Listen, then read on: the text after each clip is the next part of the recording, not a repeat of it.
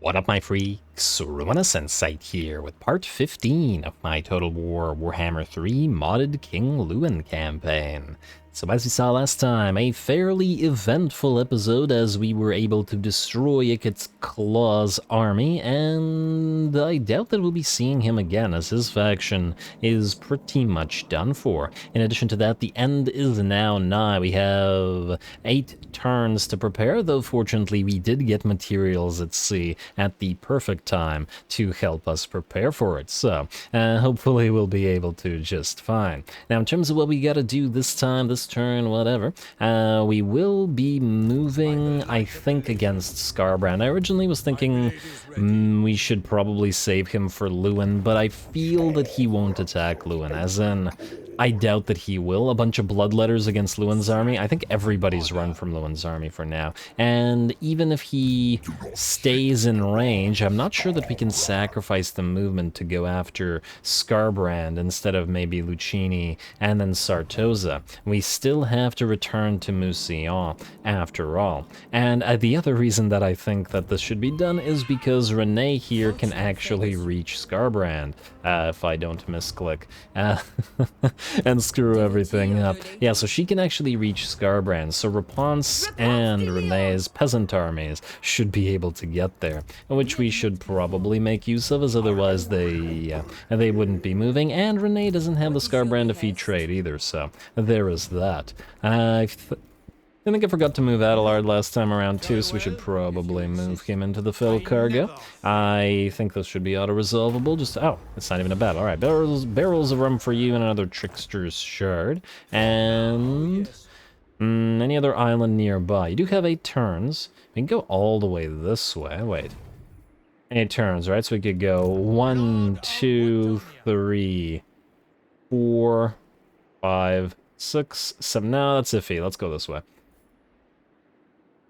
It's a little iffy. Let's go for this island in particular and then pick up all of these islands on the way. I fear we may not be able to get Louen in place in time, but, well, once again, we'll see.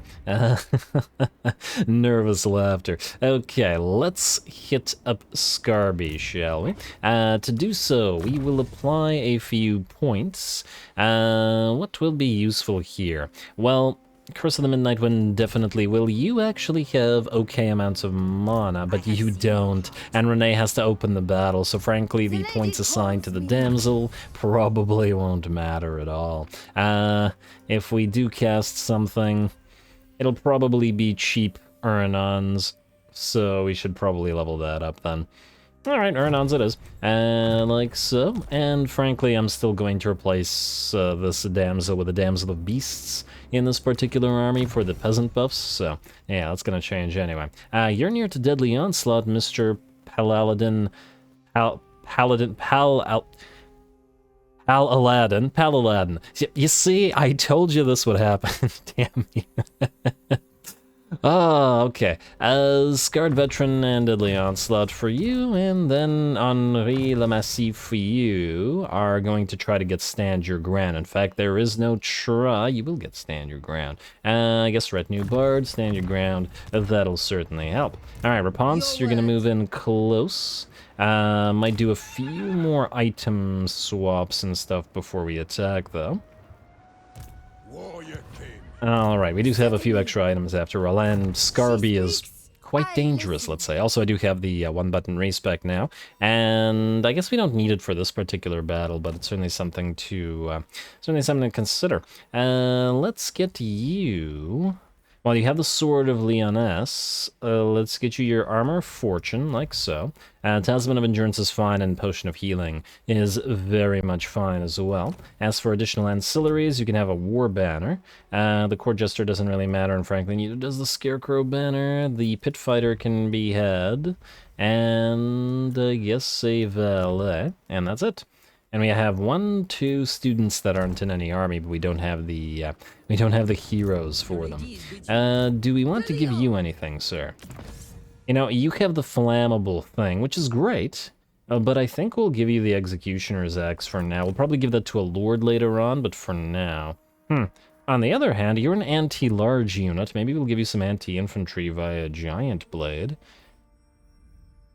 Because your melee attack is already fairly low. You know what? I think I'm going to give you the Giant Blade instead. I don't want the negative of the melee attack. You can keep the Potion of Toughness. As for talismans... I mean, we could give you a Talisman of Endurance, but generally speaking, I like to save those for Lords as well. Honestly, not too much that we can give you. Some basic armor, maybe a Charmed Shield or a Cuirass of Fortune, doesn't really matter. Those are going to be made into better armors later on once we have higher numbers. Alright, I think that's good enough, Renee. It's time to hit Scarby and see if we can pull this off. He's also in full speed stance, so this is probably the best time to do so. And he still has a pile of bloodletters, so I think we should be able to pull it off. Alright, and Pyrrhic Victory, of course. Scarbrand's gonna be the main problem here. Well, you know what, everything's gonna be the main problem here. We don't have the walls to protect us as we did last time we fought Couronne, but, well, let's see if we can manage.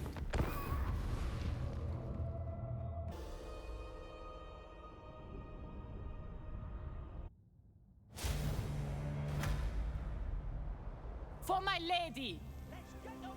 Alrighty, well, here we go again. Scarby is back, but probably not for very long if we can manage to pull it off. Really, it'll completely depend on how effective the massive pile of the various types of peasant bowmen that we have are at bringing Scarbrand down. Fortunately, there's so many of them that even without armor piercing, they should just be able to rip him apart. In theory, we certainly don't want him hitting anybody, as a Reponse would survive 1.2k weapon strength without buffs at 98 melee attack, without buffs, no more than the Green Knight would. And yeah, alright. Well, we're going to approach this in a few seconds. They're not going to head towards us, so we're not really worried about formation, and we'll just wait for Reponse to get on the field and then blob the peasants up together.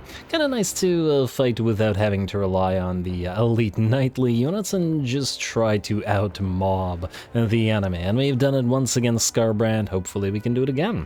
Alrighty, and we are obviously going to take the best position that we can since he's allowing us to do this. And we'll use the, I don't know, cliffside, plateau side, whatever we want to call this big old rock face, as a pseudo wall to put ourselves and side. There we go. Alrighty, it looks like the enemy has repositioned themselves slightly, and surprise, surprise, they actually decide to move. I'm not entirely sure what triggered this, as we're attacking him, so he could have waited for us. Maybe he felt that our army was positioned in a weak enough sort of formation by being sort of on side, and the enemy could attack us diagonally, that the AI decided to go. I really don't know. Sometimes I wish I had more insight into why the battle AI behaves the way it does in these situations, but on the other hand, it comes up so rarely that it doesn't really matter in this particular case. And everything that the AI does commonly, I'm so used to at this point that it's just second nature. Anyway, here we go, Scarbrand charging forth, and so do his minions, the Furies of Couronne. Some would argue same thing, but well, not anymore, I guess. But yeah, will be the first to charge forth, but even then, they really won't be any kind of problem. Scarbrand will also charge in and begin slaughtering a peasant mob, but that's just fine. Oh, that fire breath into those piles of peasants.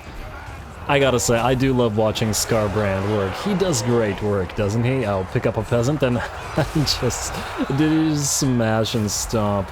Beautiful.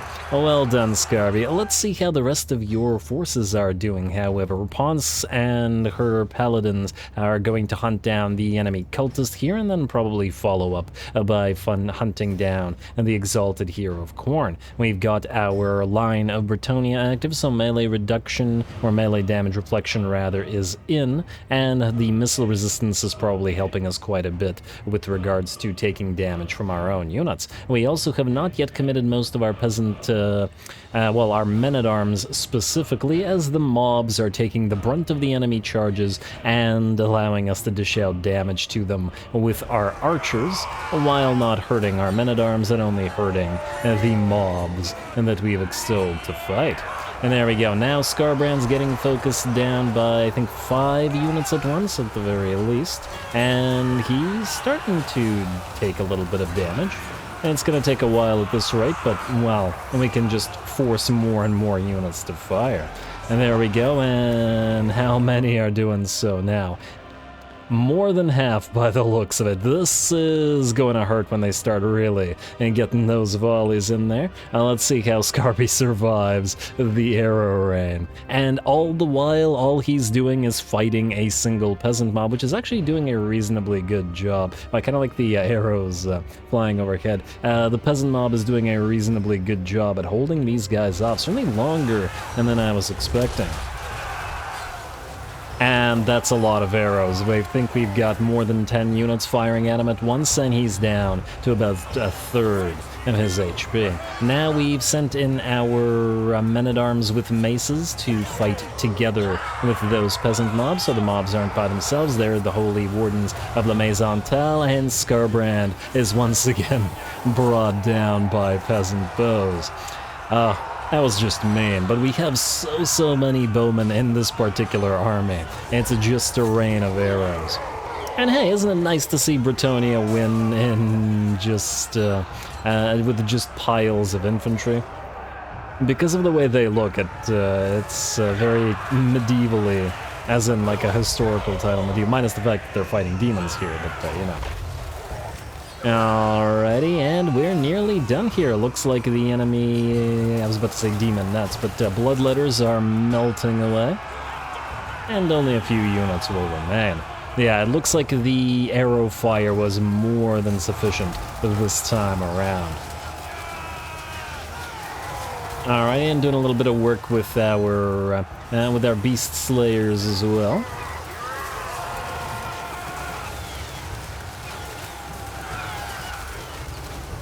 And down go the bloodletters, and oh, just a few more. Still holding on, just trying to get in a few of those last peasant killings in, which, hey, you know, we gotta give credit where it's due. And frankly, at this point, I probably should have turned off all of our archers because they'd probably be dishing out more damage to our own units rather than the enemy. By virtue of how few of the enemy units remain compared to ours, and I believe that now was the last. Alrighty, apparently I forgot while fighting this battle that we don't actually need to chase anybody down because the enemy was in a march stance, so we're gonna do a little bit of chasing, but I'll do it off screen. Looks like we took a little bit of damage to our front line. A lot of our maces did get hurt, but certainly worth the peasant expenditure.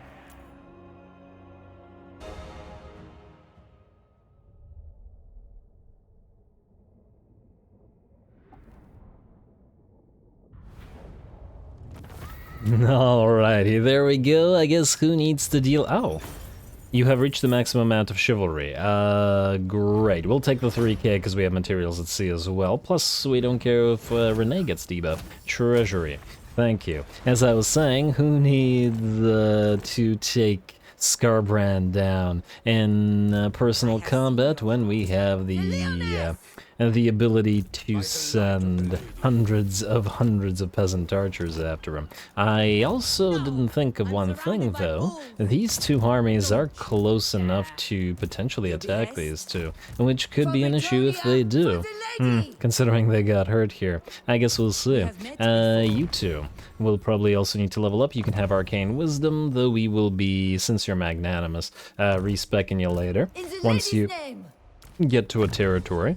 And you, Camille, you still don't have the mana to really be of use. Let's get your replenished troops, I guess. Honestly, it probably won't matter since we'll probably respec you and send you out to be a tech thief. Here we don't have Bannerman, though it still makes me think that you're probably better off in Louen's army. Well, you go storied hero to try to get my vow as fast as possible if we want to, and I think that's probably the way to do it. Yeah, alright, let's do that. And you are now good. Alrighty. Now let's see if you survive. Anybody else need to move, or are we just doing buildings and ending the turn? Avril, Esther, good. Cassillon, yes. I'm honestly thinking we might be better off defending Tobaro than Skaven Blight. Hard to say what this guy's gonna do, but there's walls at Skaven Blight and Miragliano, and these two should be able to deal with this little rat army. You, stay there, see if you can survive this, and let's give you Blade Master. We're probably not gonna keep this guy around, but, you know, while we have him. 1 second. Passive, Blessing of the Lady wouldn't help us. Leadership, Rally, Basing, none of this would help. Just get Blade Master. The peasants wouldn't be able to bring down the Warp Fire Wheel, or the Black Hole Flayers, or the Doombringers, so, well, we'll see. We'll see if any of this really works out for you, bud. And, oh, really wanted to, we could move Esther in as well. Yeah, but these guys could just ambush us, potentially, just outside the settlement. Not worth the risk, I think.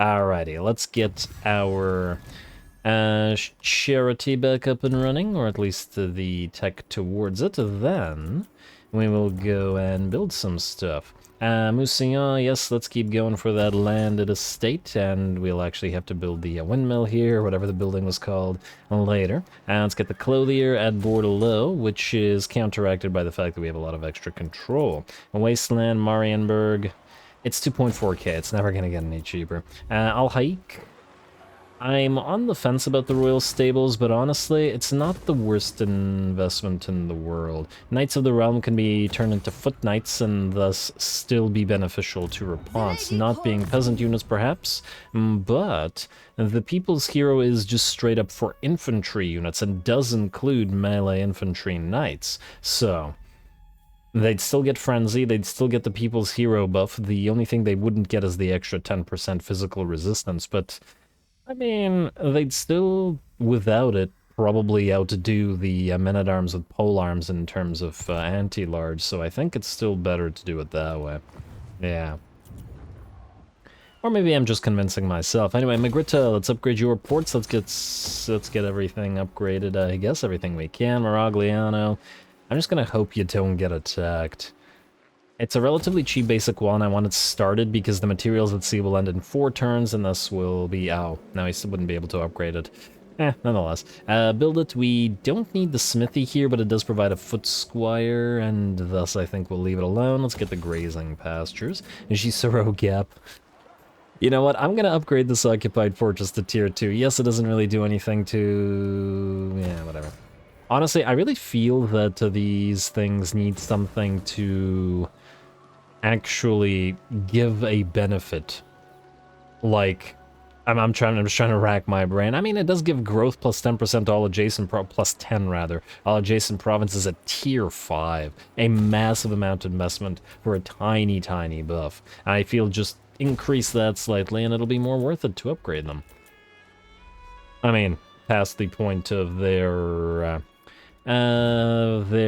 commanding of the pass. Let's also see how much Misnar is worth to you now.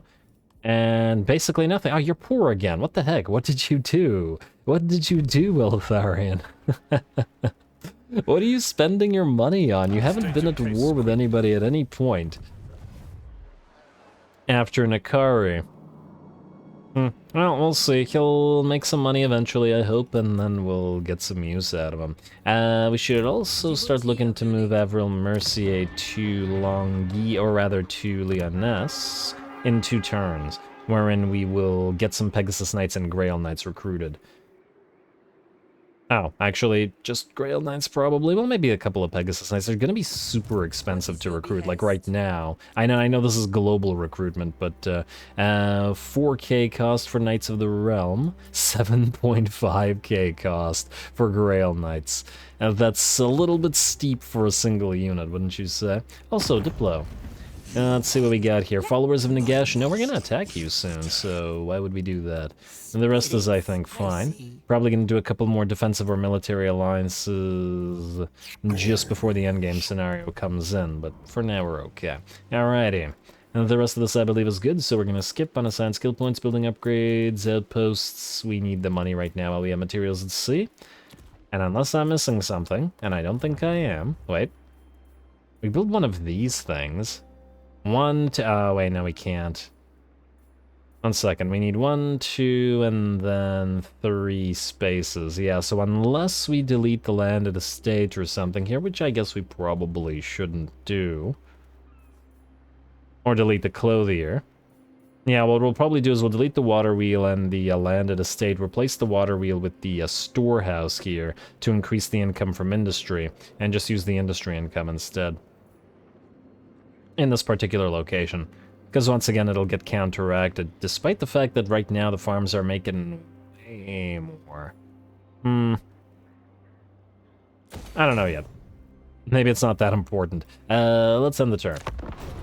Alright, and let's see what Clush does. Let's see what Terranessa does, whether they attack that poor little army again. You're still in that military alliance thing, eh?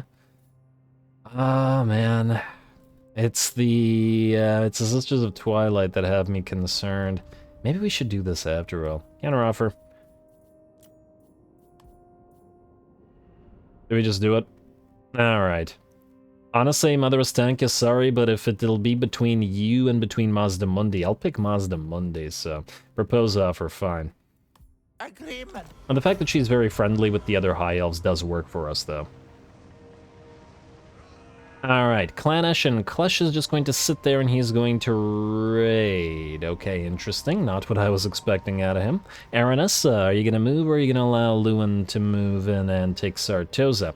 Scaling, there it is. That was always bound to happen, and thus they'll start appearing on our shores. Enter war on site of Ala, of course. Alright, rank gained for Palaladin, Palaladin, and... why would you do this? That's interesting. I don't know. We can't land here. Wait. Can Rapance on... damn, I was hoping that Rapance could land at Lucchini, and thus we would be able to send Louen to Sartosa. I'd really prefer not to have to send Louen just to take Lucchini. Somebody has to knock out Clush, which has to be the Fey Enchantress, but I fear she won't be able to reach him.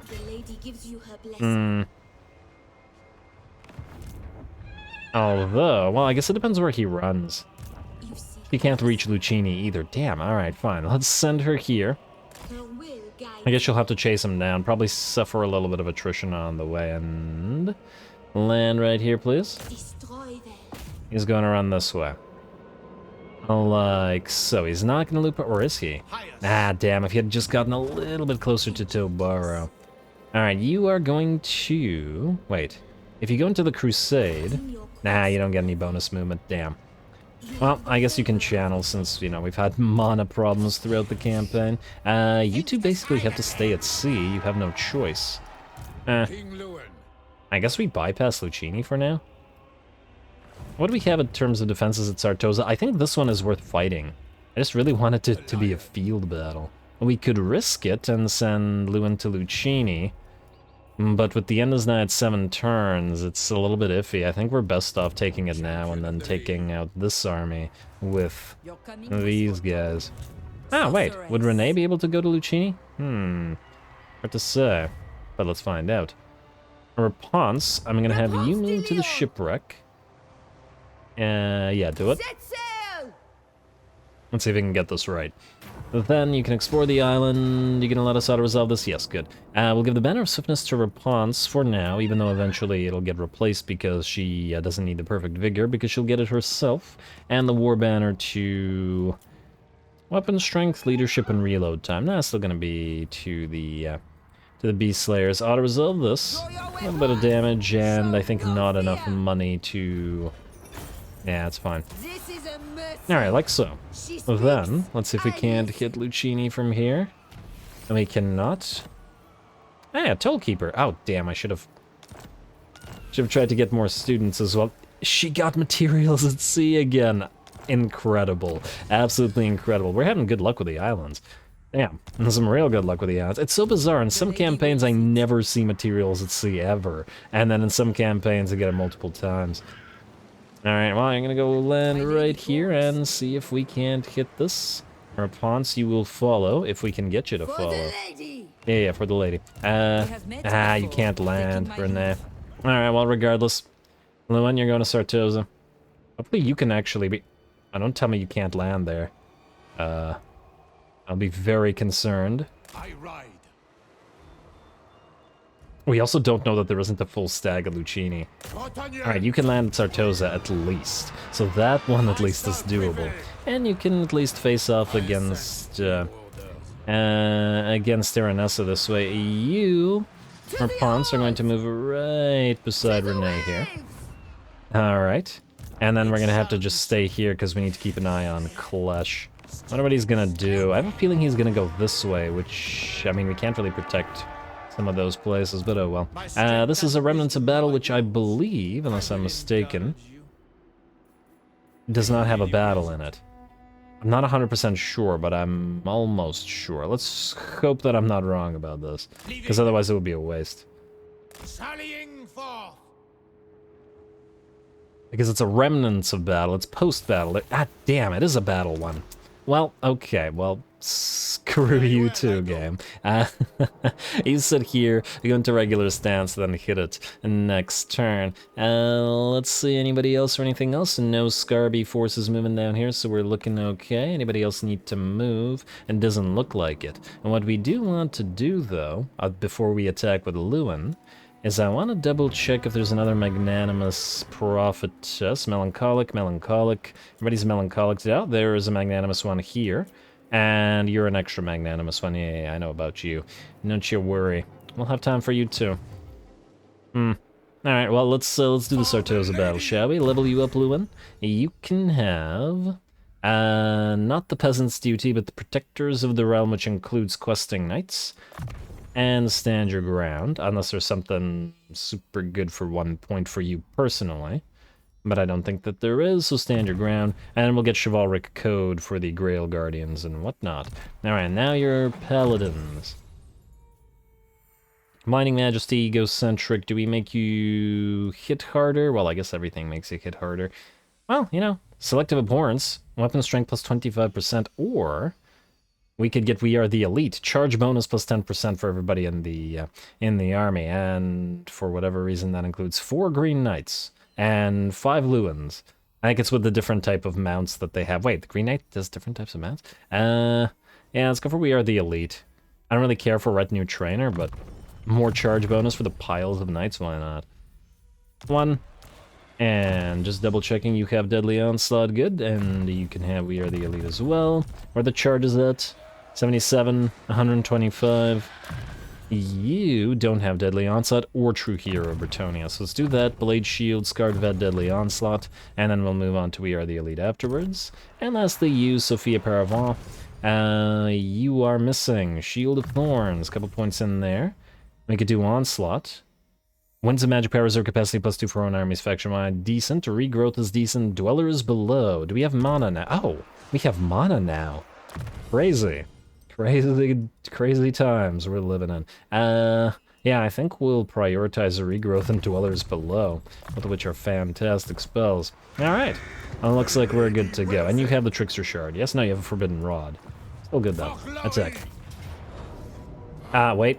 1 second. 1 second, guys. We can leech XP. I'm pretty sure. Oh, I better not be wrong about this. I'll try to land here. Wait, can we land on this side? No. I'll try to land here. For the love... Map, stop lagging, please. Why are you doing this to me? I thought you loved me. Alrighty, you two. You just need to leech a little bit more XP, so... this is your time. Come on. You can't land here. Alright, you can land on this side, though, right? I go hence. Yes, you can. And promptly we'll probably get attacked by you. Oh! Well, too late now. You. Can you land beside her somewhere? I don't think so. Give it a try. I don't think so, though. Huh, we might have been able actually to land Rapunz nearby as well to leech Rapunz XP, but let's face it, she's gonna get more XP than these two are generally. And yeah, no, you can't land here. No way. Oh well, we don't need every single one nearby, I mean. Alright, now we can go. And my We were getting there. And a little bit of reinforcement. We are facing off against a pile of dead, but mostly I want Aranessa versus Louen. Not that I think she has any kind of chance. Here we go.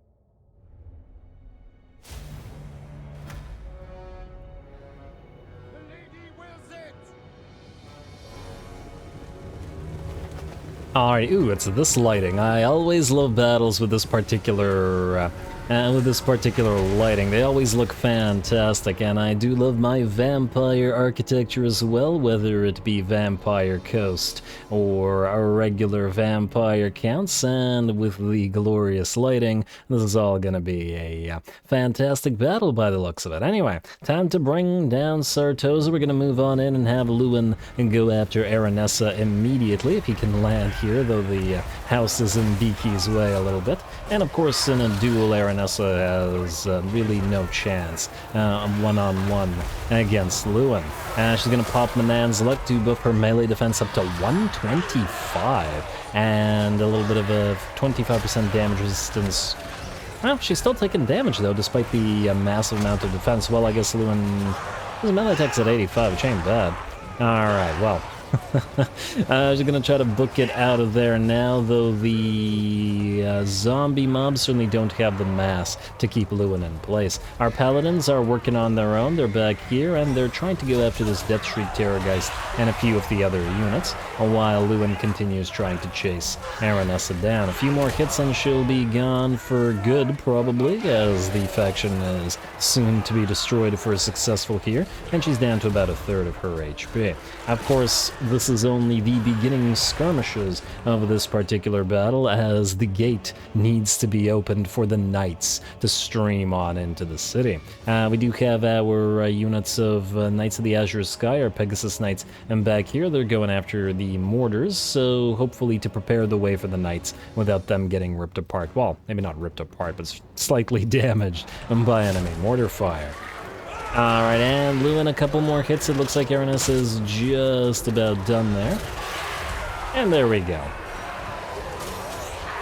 Of course, the enemy army is nowhere near broken. We've got a lot of them left to kill, so once again, this is just the beginning. Louen and Beaky are going to start working on those zombie pirate deckhand mobs with polearms, and, well, he should be able to kill quite a few of them, especially with the bleed and that he applies, while the paladins try to bring down a few of the single entities or low entity units, unlike the man-eaters here and the rotting Prometheans, which is also going to take a while. But hey, at least Beaky's having a nice meal. Alright, how's that gate looking here? We are down to a little under half HP. Looks like our Pegasus Knights did take a little bit of damage. 5 of them and getting ripped apart by the animated Hulks and rotting Prometheans here, mostly because they got stuck. They really had nowhere to run from this particular location because there's a barricade here, and they can't really lift off on command, but oh well. Oh well, 5 isn't that bad in terms of their losses, and I'm sure we'll recover them without problem. Alrighty, still a melee going on here. We're also activating Shield of Thorns just for a little while on these guys, and just to slightly increase the damage. I wonder, when applying Shield of Thorns, does the melee damage reflection count on the mage that cast it, or the units that it's applied to? Not that it particularly matters, but just out of curiosity. If I can select the mage, who should be back here, Damsel, she has 0 damage dealt, which means either it counts for the units, reflecting the damage, or it doesn't count as anybody's damage. Interesting. Well, continue on this. We got still 1/3 of the gate's HP to work through. That Death Shriek Terrorgeist is also still in here, but probably not for too much longer, as it is down to about 1/3 of its HP. And everybody trying to bring down Louen and the Paladins is hurt now, whereas the latter are just fine and regenerating through all of this. Also, the occasional shots from the enemy hand cannons from atop of the walls are probably helping us more than they're helping the enemy. Same thing with those mortar shots. What are you guys doing? You're not gonna damage Beaky that way. And you're just going to damage your own zombies. But I suppose they care little for the lives of their zombies. And as Bretonians, we can certainly understand that. As they are the peasants of the undead factions. Anyway, I love watching Beaky tower over all of these enemies. Though I still do wish that the older models with mounts, like Louen and others, would actually use their weapons when up there, rather than just sort of sitting up there. Very nice though, but hey, I always enjoy Beaky doing the damage. Besides, we have plenty of other types of units to swing their swords. Anyway, the gate is nearly done. We are getting our Pegasus Knights back. You can see them flying over all of these vampire structures, as they're going to want to bring down those hand cannons. The knights are coming, all of them moving in. Okay, not all of them, but nearly all of them moving in. The questing knights will lead, and then the rest will follow. And right through the fire of all of those handgun zombies, and knock them down. I wanted to hopefully clear the wall so that the towers wouldn't fire on our knights, and then trample the corpses. Alright, very nice. The Pegasus Knights have, by and large, cleared the enemy hand cannons, and by the looks of it, not taken any unit losses. And here come Louen's Lions and the Questing Knights now entering the city. The Louen's Lions have joined Louen, of course, and to lend their glowing lances to his glowing sword. And that does look appropriate, while the rest of our units stream in and try to find other targets. Well, if it isn't a mortar that managed to survive, it's not going to survive much longer, as the Questing Knights and their great swords cleave the heads from the artillery crew, and probably cleave the very mortars themselves. As the driftwood they're probably composed of is probably not particularly sturdy. And there we go, Questing Knights. I don't get to see you just in melee combat like this too often, so it's nice to see them and do this. Usually our charge is so strong that there isn't too much of this just standing around. Well, especially in field battles, as we have a tendency to just surround the enemy. And of course, we have plenty of knights here, and they've separated themselves and are going to try to hit as many different units in as many different places around the settlement as they can. I guess the unfortunate aspect of this is we can't look at her. Ooh, nice, taking the head of that zombo. This one has no head, but is still fighting. And then once again, I imagine not for long, down you go, and this unit is beginning to crumble away. And that's not all, we've got more knights where that came from, knights for days. Not as many flying knights as yet, but not to worry, we now have access to the Pegasus Knight structure, and we'll be building them very shortly, probably either this episode or next episode. We've got to get at least 4 Pegasus Knights into Louen's army. Maybe some Royal Hippogriff Knights later. Oh, and of course the Grail Knights are available now as well, so yeah. Soon. Alrighty, and here come even more knights. This is Knights of the Realm this time, even in with their lances to go after the enemy bomber units, the gunnery mob bombers. Not going to be as effective in melee as the Questing Knights, mind you, but at the same time, probably not wasting as much armor piercing on these guys, considering their low armor. I noticed that, kind of interesting, most of the Knights of the Realm in this particular cohort seems to have a sort of reddish theme, which is kind of interesting. It's too bad that there isn't too much, like, choosable customization with regards to this, like if you could choose the barding color for all of your units.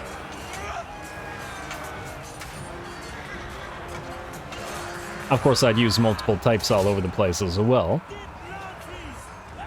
But I feel like certain units would be a little bit more thematic.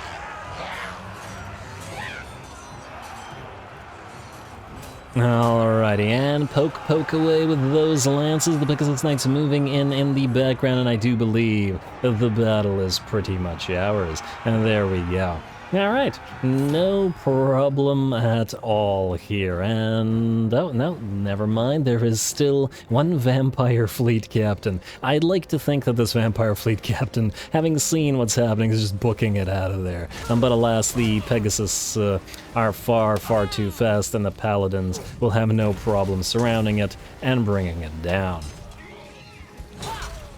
Alright, a couple more hits and you're gonna lose your head, which you probably needed. Louen was also approaching, but it looks like he won't be needed here. Close victory. Sure, game. Close victory. Whatever you say. Sartosa goes down, and that's another nice little settlement that we've picked up for ourselves.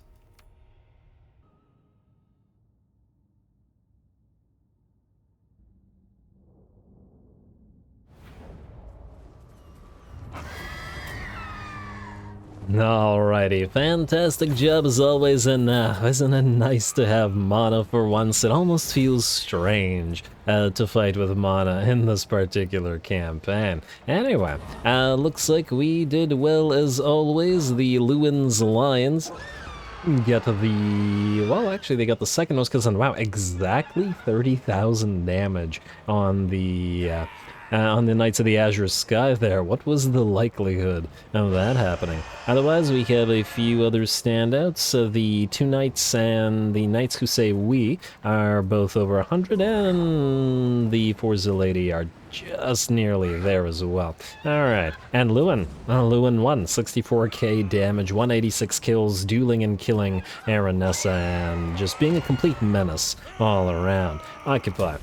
Fantastic, and passive regeneration at sea. Well, the sacking settlements will still be useful, even if the regen not so much, or at least not at sea. Because, frankly, I doubt we'll be fighting at sea all that much more. Anyway, we're gonna land, or we're gonna move you, or keep you both right around here. I have a suspicion that this little army might attack them rather than Louen. Though on the other hand, wait. Louen, will you suffer attrition? Ah, yeah, you'll suffer attrition if you do this. A shame. I guess you can heal up this way.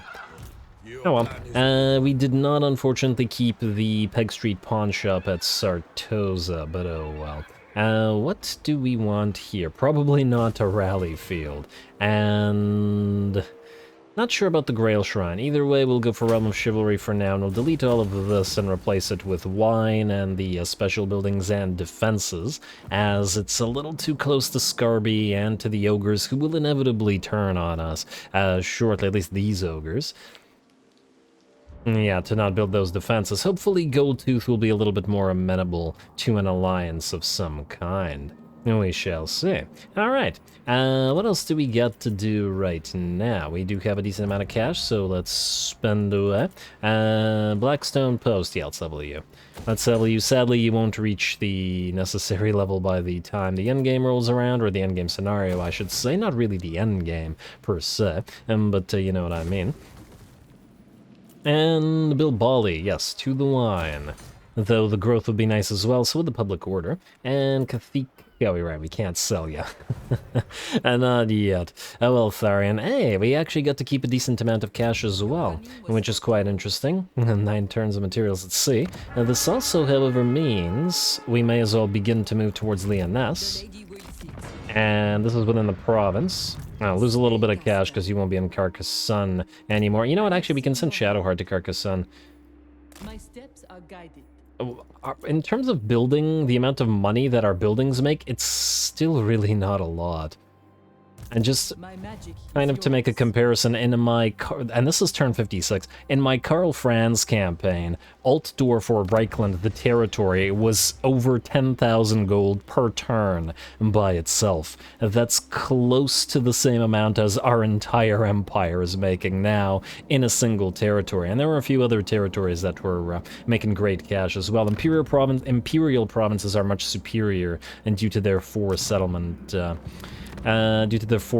territories. Frankly, if you want to do, like, ridiculous snowball with Bretonnia, you're probably better off destroying the Empire and taking all their rich, rich lands for yourself in order to make crazy provinces with the, and with the amount of money that you can make with your buildings, which are sort of, by the looks of it, designed around Bretonnia itself, which are kind of meh. Alrighty, anyway.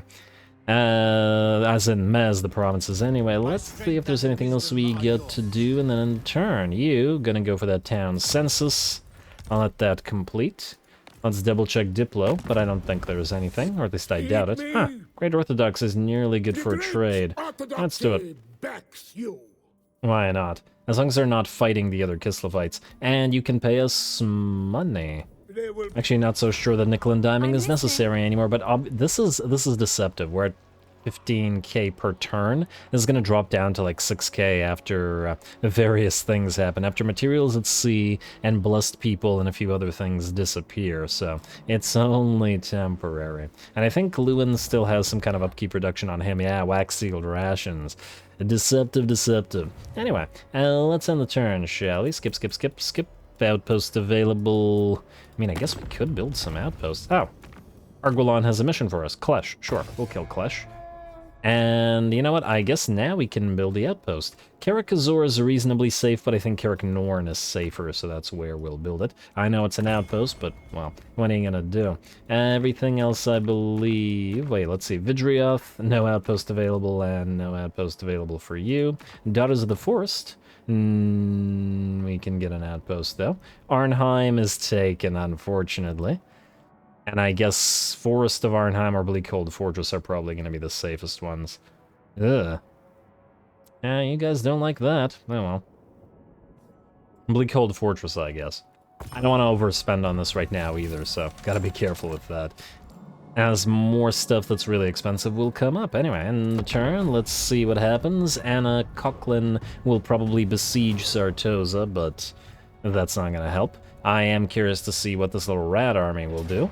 And it'll get intercepted by the Fey Enchantress. That's what the little rat army will do. And thus, it will destroy it real quick. And now, while we can't auto-resolve, let's just manually attack it then.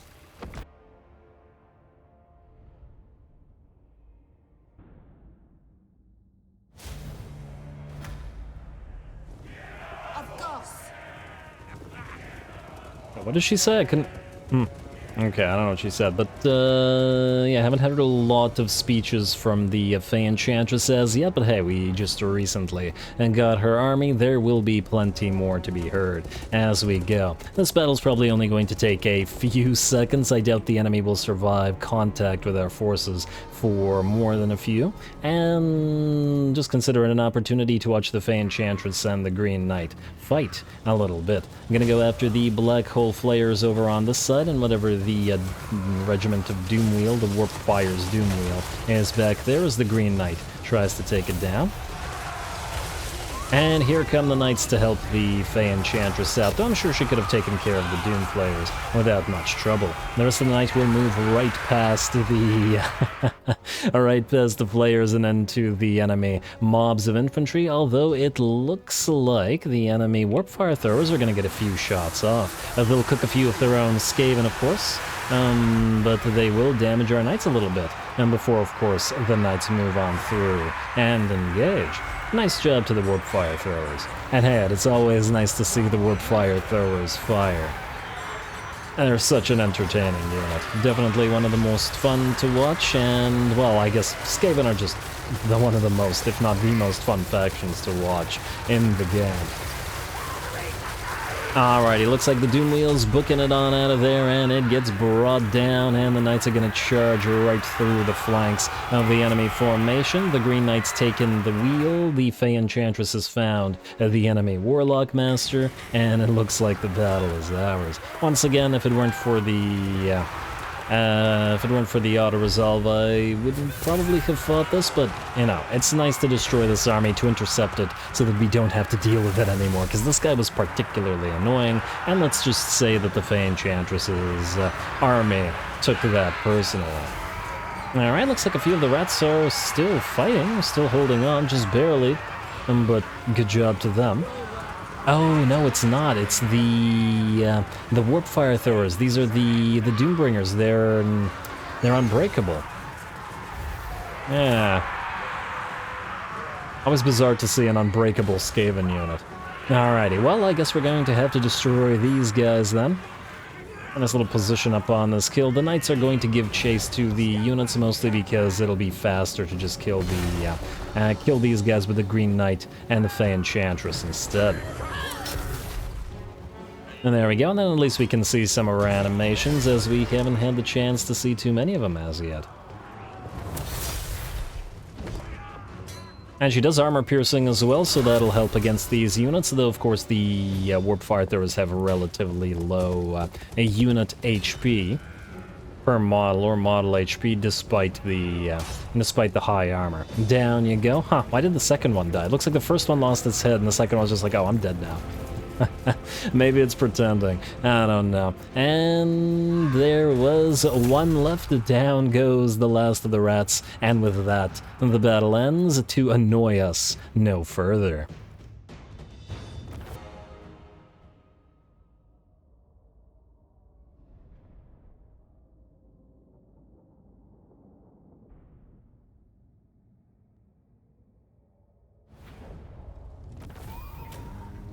Man, I didn't check whether the army had nukes prior to the battle, and I was super concerned the entire time, just trying to watch for those nukes, but one never dropped. Anyway, defensive alliance with Cetronio. We're gonna see what happens with you.